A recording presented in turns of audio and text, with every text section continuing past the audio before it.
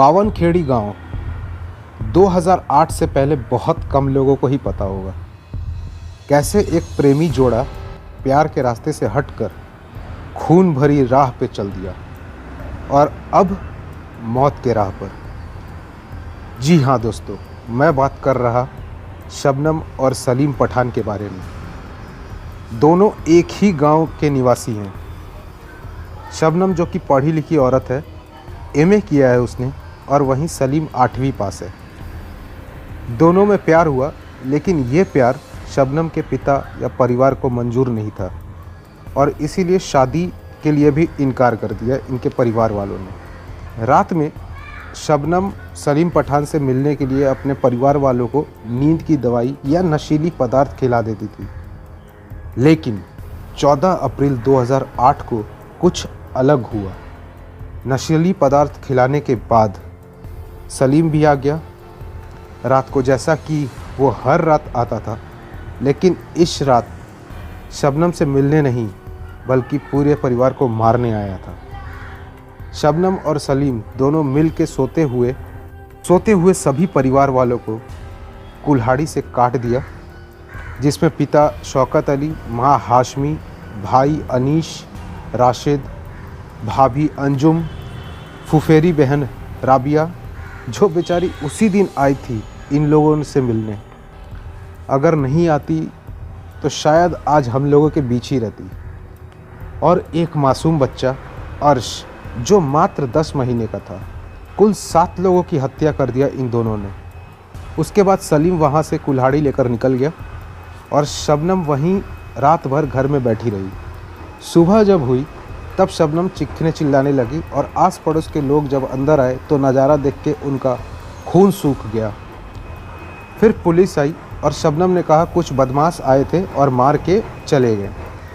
लेकिन पुलिस को संदेह हुआ कि अगर ऐसा कुछ हुआ है तो शबनम को किसी भी प्रकार की हानि या शरीर पे एक चोट क्यों नहीं।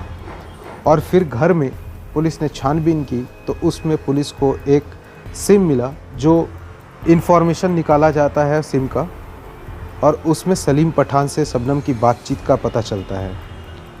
उसके बाद पोस्टमार्टम रिपोर्ट भी आती है, उसमें नशीली पदार्थ के बारे में मेंशन किया जाता है और इस नतीजे से पुलिस शबनम और सलीम को पकड़ के थाने ले जाती है और पूछताछ करती है अपने तरीके से। और वहाँ पे जब पुलिस पूछताछ करती है तो ये दोनों अपने गुनाह कबूल कर लेते हैं और फिर कोर्ट में पेशी होती है। शबनम और सलीम का केस लगभग 27 महीने तक चला। जजमेंट के दिन 29 गवाहों का बयान लिया गया। 14 जुलाई 2010 माननीय जज हुसैनी ने इन दोनों को दोषी करार दिया और अगले दिन 15 जुलाई 2010 को मात्र जज हुसैनी ने मात्र 29 सेकंड में फांसी की सज़ा सुना दी। इस मामले में कुल 29 लोगों से सवाल पूछे गए, 160 पन्नों का फैसला लिखा गया।